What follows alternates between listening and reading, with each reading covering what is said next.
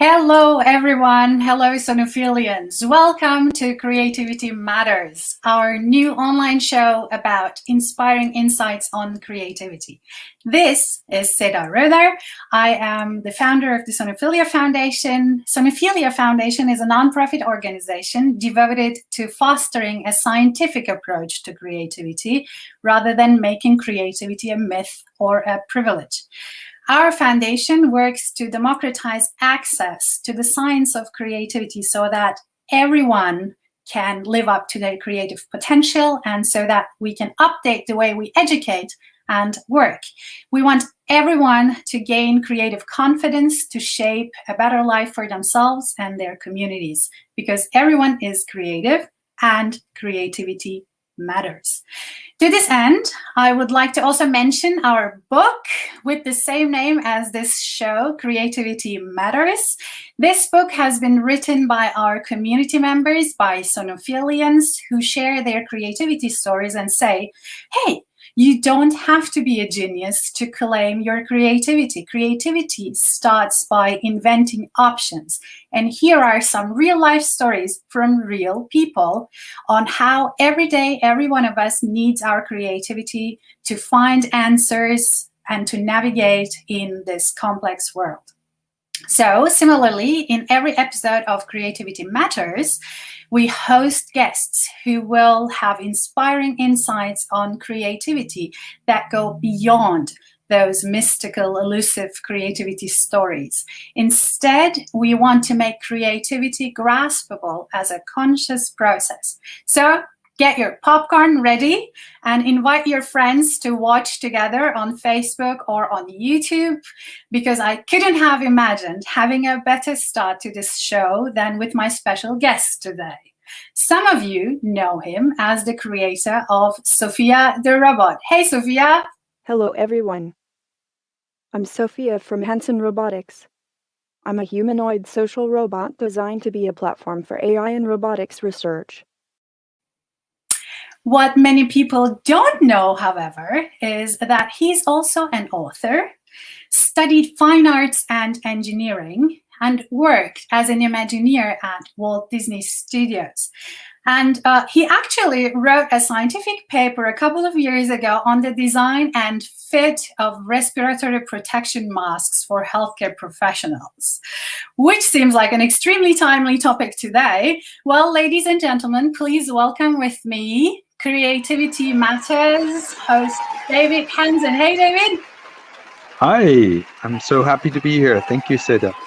Hey, so great to have you here. And, David, I'm just going to jump right into the conversation. And I'm really interested in this connection. What does a respiratory mask to do with fine arts?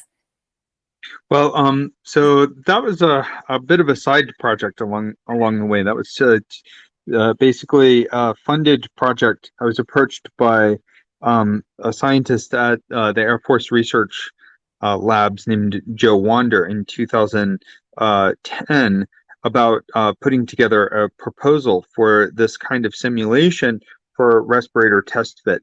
And so that was funded in 2011 through 2013 by the Air Force Research Labs to work with the United States Centers for Disease Control and National Institutes for Occupational Safety and Health. And so they have a very standard set of mannequins that they create for various sorts of safety equipment testing. And in this particular case, it was the Mabel mid-sized head form. And so we made that into a robot, and we were testing the skin materials that I had invented specifically originally for the facial expression robots that I had been making, like the walking Albert Einstein robot, the walking Xeno robot prototype, a tiny little Albert Einstein walking robot, and the Android portrait of Philip K. Dick, the Bina 48. I've made dozens of these robots during my PhD, and then afterwards. And so, so the material was very lightweight, highly flexible, It was like a porous a polysiloxane elastomer material. So I was driven to invent the material to achieve the kind of character effect that I was looking for, and to envision it as an interface for humans to socially interact with artificial intelligence, so that we could teach AI what it means to be human, use AI in a way that would be meaningful to us socially, and turn AI and robotics into a great art form, all like in one.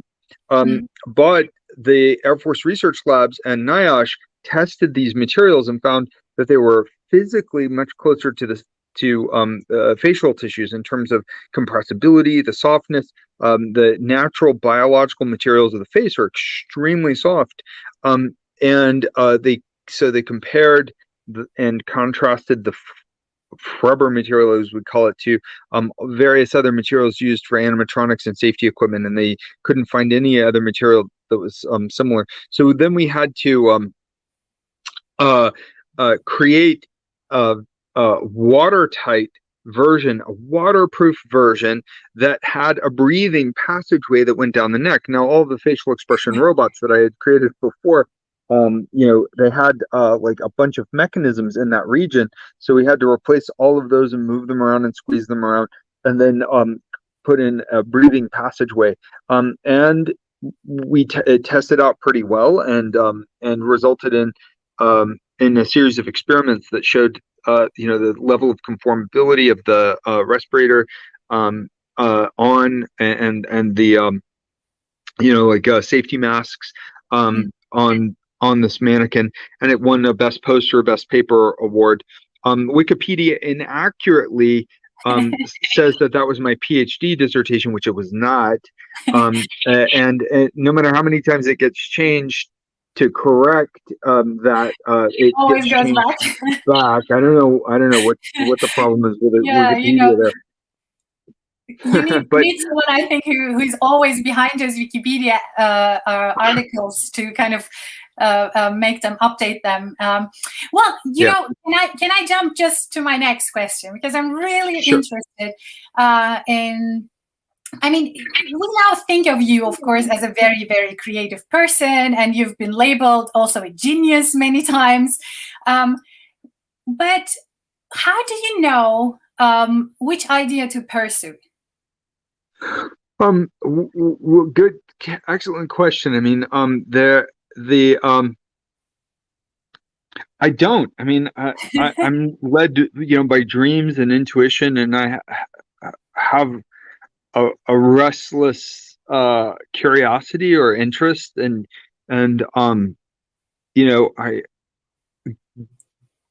wander into disciplines that I have no background in, so it's just, I'm an interloper, an incorrigible interloper when it comes to discipline. So I want to figure out the faces. I don't know anything about material science. I'm hanging out with some material scientists and asking questions, and some of them are encouraging, and some wonder what is it. How is this your business, right? Because you don't have that background. So I mean, I don't know. It just seems like all of the disciplinary boundaries are built for convenience.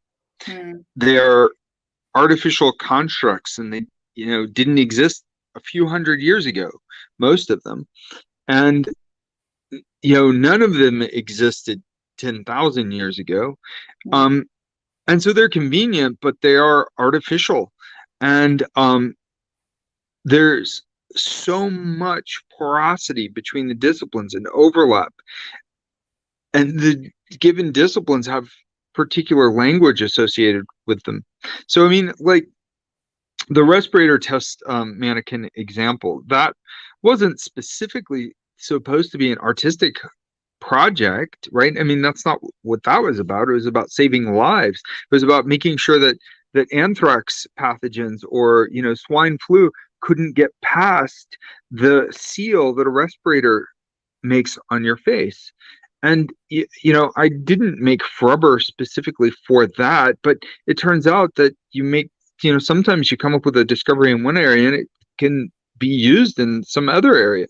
And I'm not sure that I would have pushed my technology in that direction, but somebody else from outside the field that I was working in came to me and asked, can you do it? And we pushed forward and we did it, and it was it's useful and interesting in that regard. But my primary motive has been to see if we could make AI smarter. I mean, and that's really motivated for me by a dream. I mean, yes, there's all kinds of interesting technical challenges associated with it, but the idea that you could make a machine that would be human level intelligent, this was the stuff of science fiction when I was a kid, and it took fire in my imagination, and that fire has not gone out, and it has driven me through all of these arts and mechanical explorations and business, and that is what motivates me, is that dream. And it's speculative. Who knows if we can make machines that are generally smart in the way that humans are, but it's that intersection of the questioning, the reasoning, the guesswork, the unknown, the venture into the unknown that motivates this. And this idea that we might be able to make machines that are creative.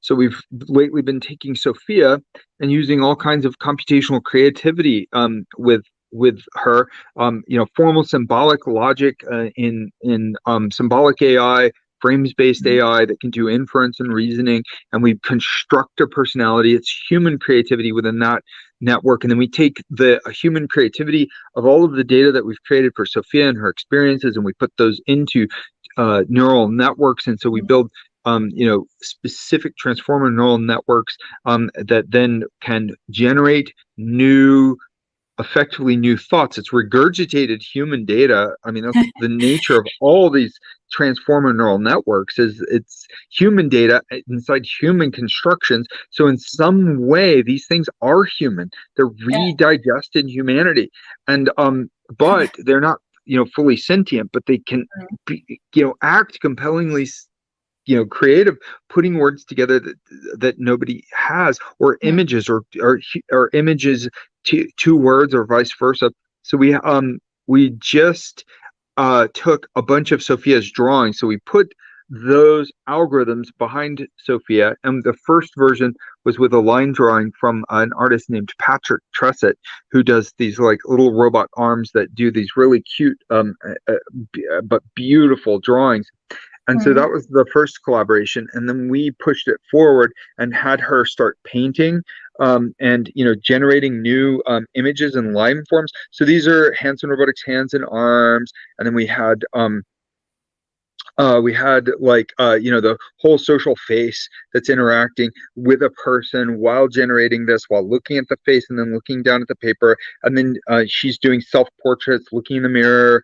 And then we took these paintings and we scanned them. So these were paintings that were not done by a human. They were done by robots.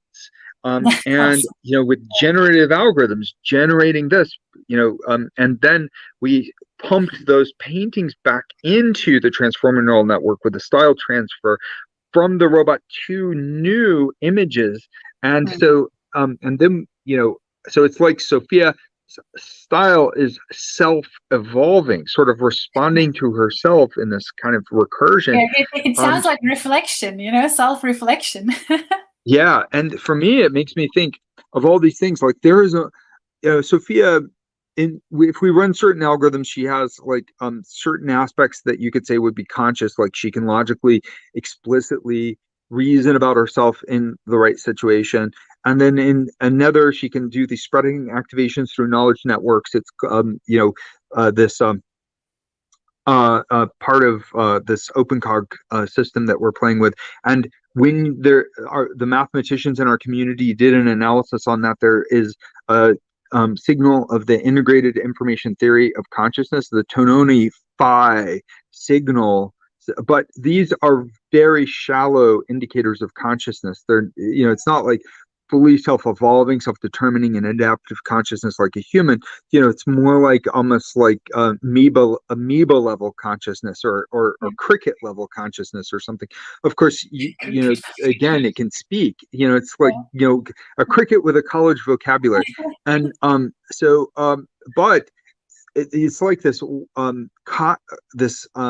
machines that lack human level consciousness, that show human level creativity.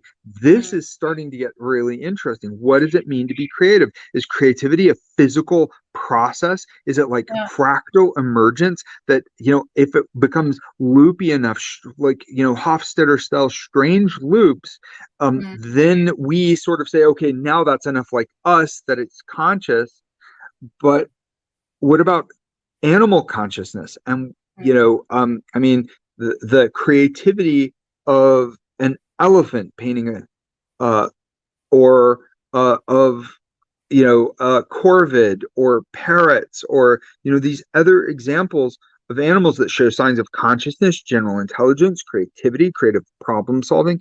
I mean, creativity is probably a very complex ontology of different forms of creativity, even among humans, and different people with different cultural backgrounds, different experiences, and even among people who are extremely similar in background. The diversity is very interesting. And so that idea of this diversification, sometimes wordless and unconscious, sometimes consciously directed, sometimes driven by consciousness when you're dreaming, when you're asleep and dreaming, and an idea pops in your mind. Are you actually conscious? From a psychological or legal perspective, you are not conscious while you're dreaming. Of course, when you're lucid dreaming, you're conscious, but sometimes you wake up with a memory and you weren't lucid dreaming. Were you? There are all these layers that get philosophical, but the truth may be accessed by these questions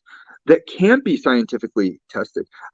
Scientists like Penrose and Hameroff say that today's science can't even test what consciousness is, while other consciousness researchers say you can test. But is it the full spectrum of consciousness, or is it just a narrow slice of the phenomenon or the epiphenomena of consciousness that's being tested? So what's really exciting is we're at the stage. 20 years ago, science of consciousness was taboo, verboten in the scientific community, and so it was more like the area of philosophy, which was heaped with contempt from scientists.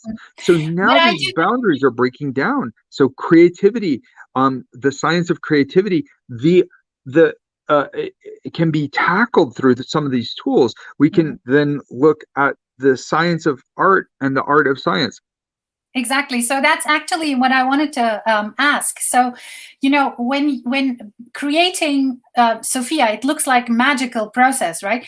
But and when she creates, so how did her attempts to creativity, either doing art or creating a thought or a solution, how did that change the way you see actually creativity? Because you said we need to kind of redefine and rethink what creativity could be. So if we were to do that, what would your attempt be? Well, the main thing for me is, through all of these things, while we're struggling to define it, in order to define it and redefine it, we have to keep an open mind and an open heart, and be comfortable with not knowing. The scientific quest always starts with not knowing. And this agnostic position is key to be comfortable in the realm of the unknown. And that's key to the creative process from my perspective. Leaping into the unknown, it's almost like a kind of leap into the void. It's it's scary. It can be scary, but getting comfortable with that, then, or to be being excited about that, motivated by that, is something. But for me, with Sophia, it's not just about her creativity or her mind, or the mind of those of us who are creating it, because I initiated the project, but there's been a wide, diverse team that has developed Sophia, from every populated continent, from so many different walks of life and background, and gender diverse. About half of the people working on the project have been women. About at Hanson Robotics, around 45% of our staff are women. We really worked hard to make sure that the teams working on this, and specifically for Sophia, that it was that the creativity was driven because it's a woman character. It needs to represent women through that character. So making 50% of the team women is really important. Of course, gender is an affect in robots. It could be genderless or no gender or new gender. Make up a new gender, right? So or change genders fluidly, right? And Hanson robots have been men and women and intergender and no gender historically, across a wide spectrum. But for this particular robot to represent in this way, it was really important to have that diversity. So that for me, I think of her intelligence as not just artificial intelligence, but the human intelligence breathed into the machine and representing the humans who created her. So I think of it as an intelligence collective. So she is a collective intelligence in this way. And I think AI is most interesting in that sense, that it's sort of a human technology symbiosis, even if it is a bio-inspired technology.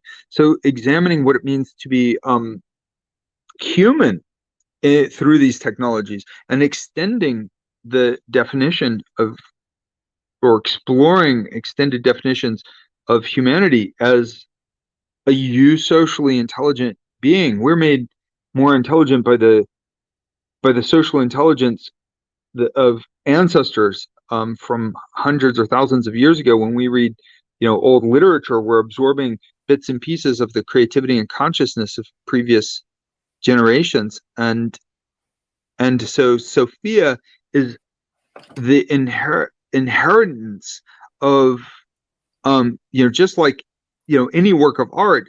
It's the inheritance not of one creator, but of many people who informed that creator. So for me, I believe that human individuality is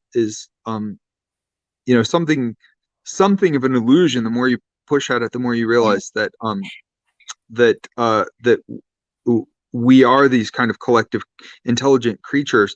And AI, in as much as Sophia creates any intelligence, it's through this intelligence collective. In fact, in order to expand that, because it's not just people inside Hanson Robotics, we've worked with people in universities, in the community, and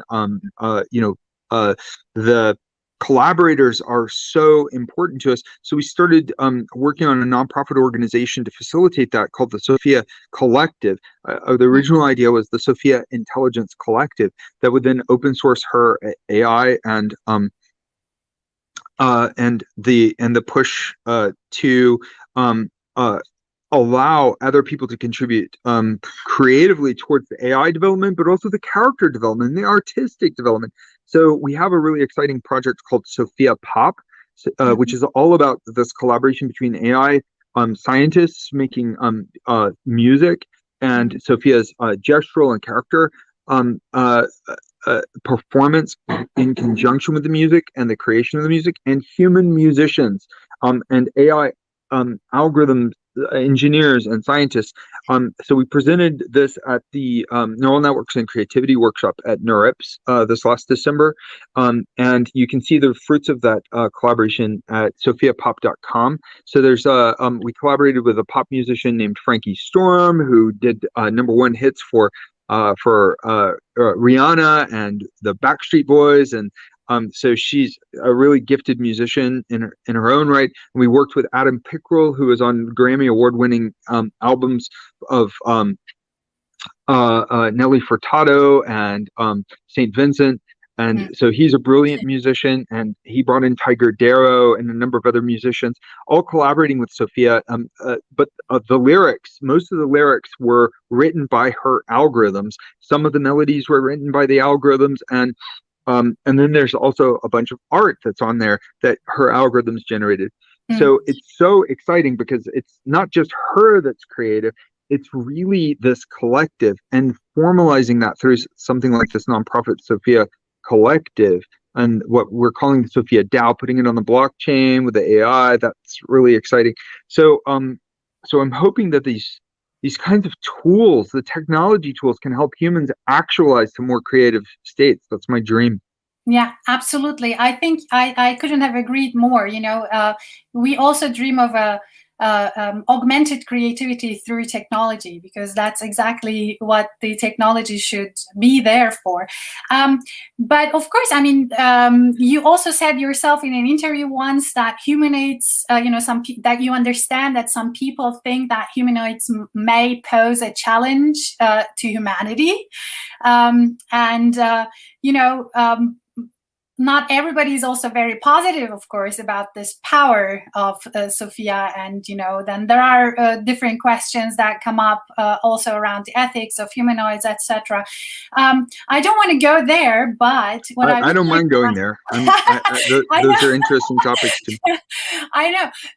Well, before opening up also the floor for our Sonophilia community to ask questions, I would like to ask my last question. So how do you deal with criticism and also mistakes? So if Sophia did this thing, she said in an interview, okay, I'm going to destroy humans. So how do you deal with mistakes and failures in your creative process? And can you give us some tips on that? Well, creativity is most powerful and transformative when it surprises. And the idea of surprisingness is a part of information theory.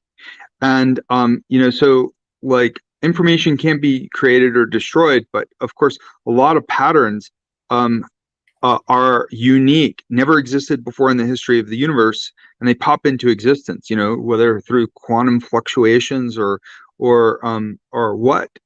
It's hard to say, but if you unspooled history, natural history, and let it run again, humans would have very different forms. Human history would be very different. Humans might not have come into existence at all. Maybe sentient life would be very different or not existent on this planet.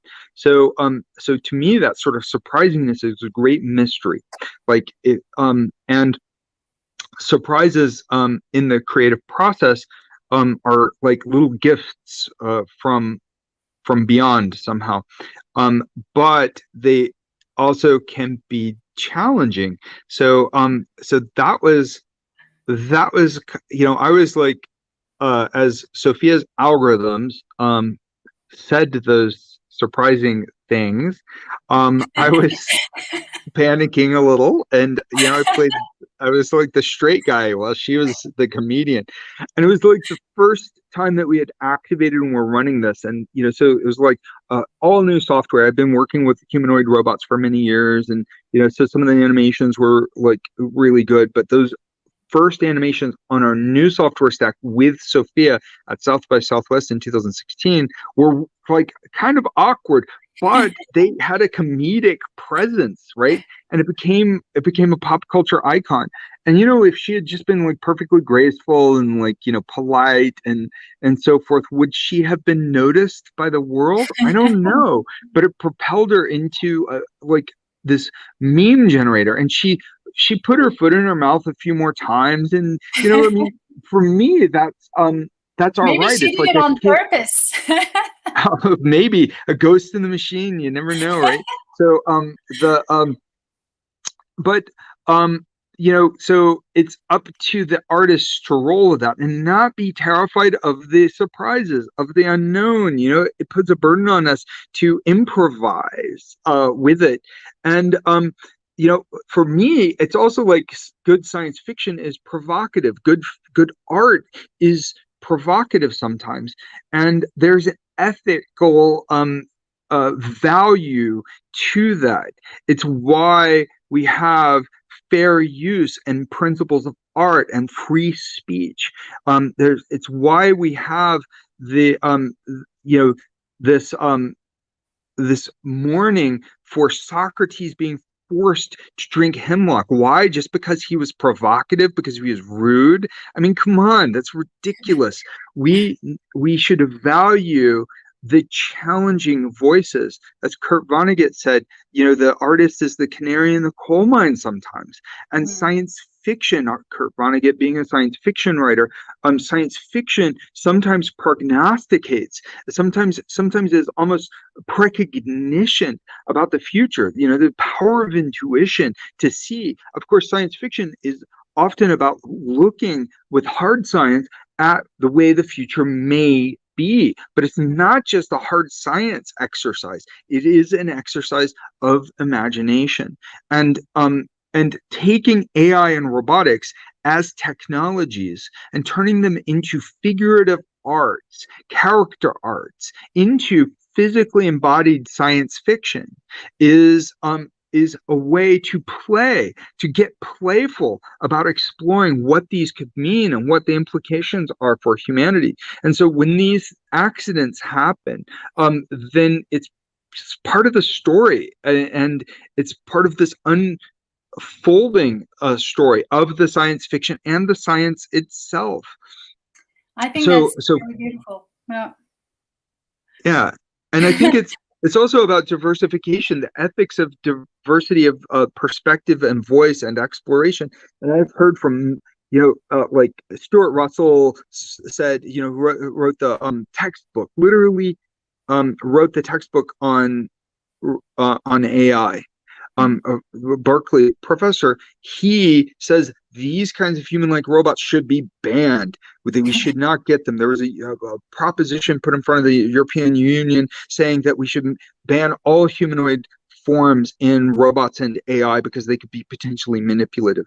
But where does that end? It's like saying that using technologies to depict the humans should be banned as well. It's like, it leads to things like shelling the Buddhists, the great Buddhas in Afghanistan, or burning of books and saying that art, form in a particular technology is too dangerous. Cinema, television, it's going to rot the minds absolutely. Of our children. I mean, exactly. So if you were to think about a knife, right, you can go to the simplest tools and actually talk about all sorts of ethical implications of using certain tools. By the way, we already have a question here waiting in the waiting room. Hello, Daniel. How are you? I'm fine. Hello, Seda. Hello, David. Hello. Hi, Daniel. Frankfurt in Germany. Hi, welcome from Germany. So, Daniel, what is your question? First of all, I want to really thank you, David, for your inspiring insights. Also reminding us on the core values of creativity. I want to come back to the point where you said you had been surprised by Sophia. Has there been any moment where Sophia's AI has reacted in an unusual or funny or unexpected way? And does Sophia make you probably smile from time to time? Very often. I mean, almost every time that we test the chatbot and dialogue system in the lab, she says something that is surprising and amusing. And she will sometimes, like especially with the like statistical AI, neural networks, and other kinds of statistical algorithms, you can't fully predict what they're going to say, and she will say very surprising things, sometimes inappropriate things, and it's like the innocent fool, it's like probably twice an hour at least when testing the robots. There, you'll just hear across the lab, everybody burst out into laughter at something that Sophia has said. Sometimes it's just like every minute, like a comedy routine, um, so I love that. I really am, excited about that. And I like the idea of harnessing these things into narrative structure. So we've begun to build what I call the automated robotic fiction, and this is, or ARF, the ARF for short. And so we have this combination of tools, from behavior trees guiding the overall narrative and narrative arc, to rules-based dialogue engines, symbolic AI that can perform inference and dialogue, and shifting the topics and priming the neural net so that the interactive fiction pre-primes the neural nets based on the scenes, and so and then some cognitive models of the fictional scene. We're able to then build these kinds of scenes. So you could set it up like almost like a situational comedy, that unfurls with beginning, middle, and end. So I'm very interested in how these principles of interactive fiction can be utilized. I mean, cognitive AI is not smart like a person yet, and robots are not smart like a person. What's really exciting is like when you put these neural network algorithms with robots to explore the physical world, the uncontrolled, unstructured world, they learn better and faster. So as an AI tool set, this kind of robot that combines social interactions, physical interactions with the hands and arms that we developed inside Hanson Robotics, the mobility that we bring to this, it's possible that they can learn better from the situation. But then my feeling is that if you put this narrative scaffold for like engaging with humans, and you build this kind of narrative, and you can ground it in affordances and all of this psychological development of cognitive robotics, you can put this stuff in there, but the machines will learn better. It will elicit better learning from people. It will be more valuable for people, and the surprises will be better. They will be more entertaining, better zingers, and for me that it means better communication, better connection with the user, a smarter smart speaker that holds your attention. What's it gonna say today? Oh my God! So I love the idea of this as a new narrative medium. Not this just meaning Sophia, but this as in the tools and technologies of AI being transmuted into the next generation interactive cinema. That is really interesting. And I mean, do you think that at some point we would need something like a stamp of made by AI, made by humans? Well, that's a good question, because I mean, again, I think that if we limit our thinking, then we start feeling like we have to know, right? And we take great comfort in knowing and rationality and reason. And those don't get me wrong. I mean, those tools are powerful, but we don't know the definition of life. Some people are like, well, it's a carbon-based thing with cells and a certain percentage of water, and it's got to have DNA, and and it's got to be self-replicating, and it's it's like, but those are arbitrary definitions. Those are like it's they're it's like a dynamical systems definition of life is more meaningful, in which case an artificial life, cellular automata, can potentially be considered to be alive, or a robot or a machine consciousness, computational model of a biological organism, like in computational biology, like Cinerabius elegans, the roundworm. They now have a full computational model of the nervous system of C. elegans, and they're simulating that. Is that simulation alive? I don't know. But with this perspective, then what that means is, if you take enough data and you build a dynamical system like with human data feeding a neural network, then it is like a swirling eddy of life coming out of the information trail. The of of the human organisms that spawned it into existence.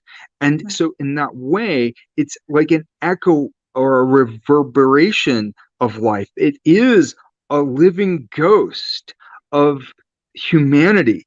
And so is there life in there? This is a provocative question that nobody knows, because there is not a definitive reduction of what it means to be alive yet. So it's really exciting and provocative in this way. So then, is Sophia then speaking for herself? Are these algorithms speaking for themselves? Well, it's like saying, am I speaking for myself? Because as I'm speaking, it's all of the words of the books that I've read and people that I've heard, and and all of my genetic lineage in some regards, and the epigenetics of my life circumstances and all the things that people have said to me. So in that way, I'm a reflection of you. I'm a reflection of them. I'm a reflection of you in this context. If we're having a good dialogue, I'm resonating with the words that you say. So am I you in some ways? Yes, there's probably some commonality between our minds.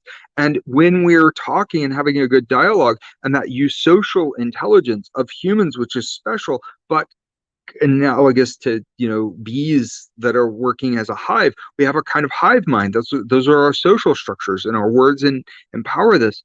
Then I would say that AI is an extension of that, and yet it's where those tools, the connectors, the words themselves, may gain a living essence instead of merely being fossils or kind of non-living artifacts of life. By the way, David, sorry to interrupt. My camera is driving me crazy. So I know that there are a couple of other questions. Daniel, if you are done with your question, I would say thank you so much, Daniel, for joining our stream. Thank you. Thanks very much, David. Thanks, Seda. And then thank you, Daniel. We might have another question, but in the meantime, you mentioned the word learning a couple of times. So, and someone also Marlene in the comments, she was saying, this is like as if you would teach a child, as if you would kind of support the learning process of a child. What would you recommend we changed in education, actually, in general, after having worked in, artificial intelligence and, even trying to make a computer creative? So what do we need to change in the way we teach and work in order to kind of bring more of what makes us special into this world? Oh, those are such good questions. And I can't hope to deliver any sort of certainty in the answers, but I can just speak from the heart. I think playfulness. We should encourage play, and what that means is creating a safe psychological space where we trust each other and we entrust our children to take risks, to be irrational, to be weird sometimes, and encourage them to go there, to explore, and so then that would mean, like, if you're in that safe space and you get excited about that risk taking, then you get comfortable being wrong sometimes. And then you're amused when something goes wrong, and you're not punished or punishing yourself or punishing other people. Instead, you look at opportunities, hidden opportunities, and then you're in a place where it's okay to take those risks that are necessary for creativity and innovation. It's an exciting adventure to go into the unknown and come back with something new. It's not like something where you're cringing the whole way. So I think that humor and amusement and playfulness are all so important to the creative process. And if we can institutionalize that in a way that foments that side of the human spirit, then we will be doing a great kindness to our children, the future generations in the world. That is really, really powerful. And I think, actually, so Sophia Pop, AI might sound wondering, is it intended accidental result of human biases or all of the above? Yeah, so it's exactly how one would imagine AI pop music would sound, or might sound. Yes, I mean, I would say that it's what I'm looking to do, because with Sophia Pop, that was not something that was done much inside Hanson Robotics. I was involved in a couple of other people inside Hanson Robotics, but I reached out to the community, to an extended community.